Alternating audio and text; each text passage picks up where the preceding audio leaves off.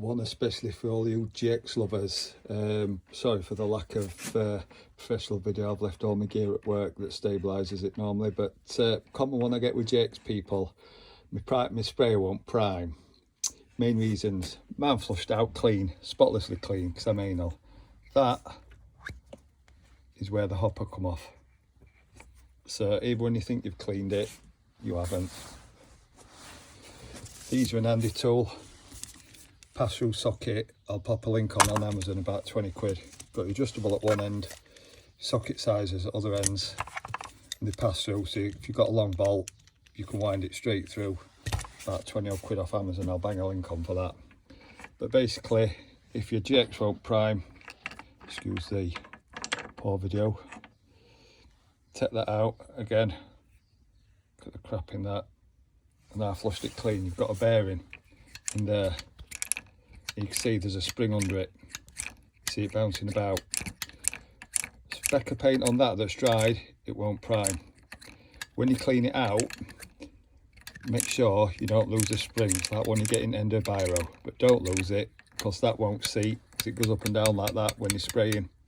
Up to let paint through, back to shut off, stops your paint coming back out. If you lose your spring, you're buggered.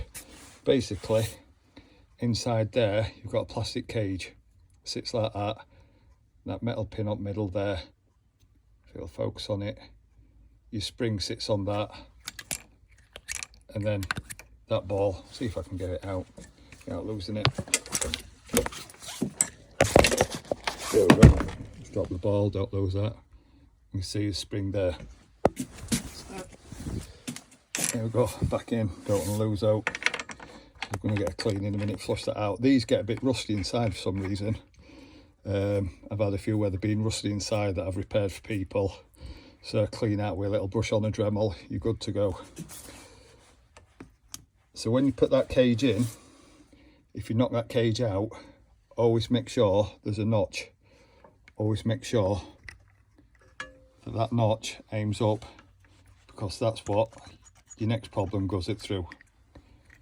You'll see what I'm talking about. This is a weird shaped effort, but with a right spanner you can get it off.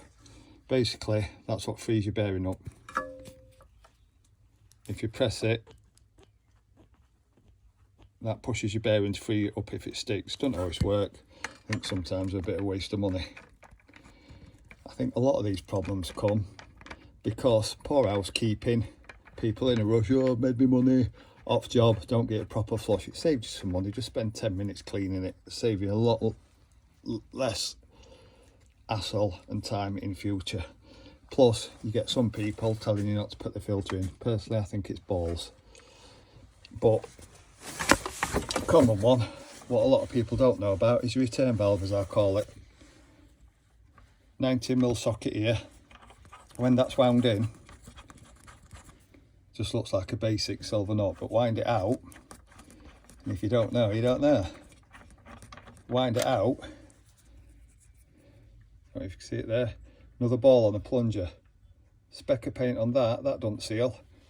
Even though this is clean and that's clean, if that ain't clean, it ain't going to work. I've actually had one come in where this end piece, where it's clutched in with those, I don't know if you can see it, if it'll focus, see it there, it's clutched in, it'd come out, because it'd been that hammered, it'd come out about 25 quid.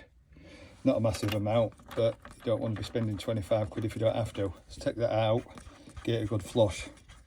Now the other main thing I get off people is, first thing they say is, oh it's had some hammer, it might need some seals on piston, might need a new piston, because we all know you can't service them. But first things first, check that, then that, then that. 90% of the time it's that, I found. But if you do want to take your piston out, basically under your two lugs on bottom there, that comes off, take your pipe off easy, and I've shown this on another video. If you want to get it off, it does actually, if you want to do it on site, it goes in there, it's actually that one. That'll sit in there and you can wind your piston out. The only thing you've got to remember is springs. That's some fancy blooming tribal wedding ring. But basically don't lose that. That goes on there when you pin your piston in. basically all you do, just slides in. If I do that, bit stiff that one, that notch slides in there, and that's it. So don't be scared to repair and have a go at servicing your own machines.